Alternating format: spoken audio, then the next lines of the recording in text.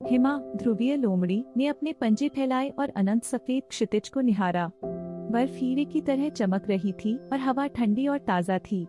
हिमा हमेशा से आर्कटिक के सुदूर इलाकों को खोजने का सपना देखती थी, जहां बर्फ कभी नहीं पिघलती और उत्तरी लाइटें आसमान में नाचती हैं।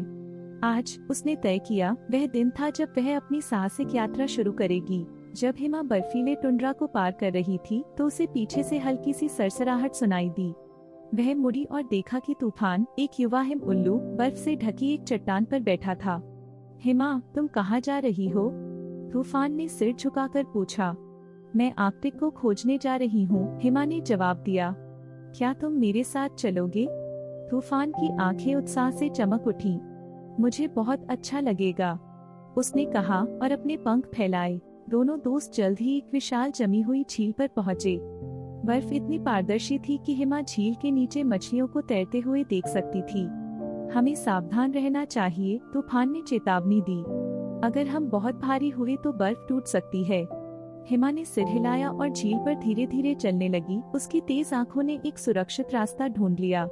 तूफान ऊपर से उड़कर नजर रख रहा था। झील के पार हिमा और तूफान ने बर्फ की गुफाओं की एक श्रृंखला खोजी। दीवारें नीले और सफेद रंगों में चमक रही थी और बर्फ के स्तंभ छत से लटक रहे थे। यह बर्फ का महल जैसा है, हिमा ने उत्साह से कहा। तूफान ने सहमति में अपना सिर हिलाया। उन्होंने गुफाओं का पता लगाया। उनके कदमों की आवाज बर्फीले गलियारों में गूंज रही थी। गुफाओं से बाहर निकलते ही हिमा और तूफान ने दूर से एक कराहट सुनी। आर्कटिक भेड़ियों का एक झुंड पास की एक चोटी पर दिखाई दिया। उनका फर बर्फीले परिदृश्य में घुल मिल गया था। हिमा को डर सा लगा, लेकिन तूफान ने उसे आश्वस्त किया। अगर हम शांत रहेंगे तो वे हमें परेशान नहीं करेंगे, उसने कहा। भेड़ियों ने उन्हें कुछ देर देखा और फिर दूर चले गए। उस रात हिमा और तूफान ने तारों के नीचे डेरा डाला।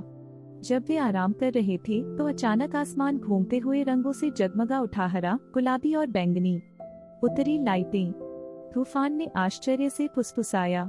हिमा चुपचाप देखती रही। उसका दिल आश्चर्य से भर गया। लाइटें नाच रही थी और चमक रही थी। बर्फीले परिदृश्य पर एक जादुई रोशनी बिखेर रही थी। अगली सुबह दोनों दोस्त एक बर्फीले जंगल में पहुँचे। पेड़ बर्फ से लदे हुए थे और हवा शांत और खामोश थी। हिमा ने जमीन को सूंघा, जीवन के संकेत ढूंढते हुए। अचानक उसने आर्कटिक खरगोशों का एक परिवार देखा जो पेड़ों के बीच कूद रहा था। वे इतने तेज हैं, हिमा ने कहा जब वे दूर जाते हुए दिखाई दिए। अपनी यात्रा जारी रखते हुए हिमा और तूफान एक जमे हुए झरने पर पहुँचे। पानी बहते हुए जम गया था, जिससे बर्फ की लहरों की एक शानदार मूर्ति बन गई थी। यह बहुत सुंदर है, हिमा ने कहा। उसकी सांसें हवा में छोटे बादल बना रही थीं। तूफान ऊपर उड़कर एक चट्टान पर बैठ गया और दृश्य का आनंद लेने लगा। उस दिन बाद में हिमा और तूफान की मुलाकात एक विशाल ध्रुवीय भालू से हुई, जो बर्फ पर आराम कर रहा था।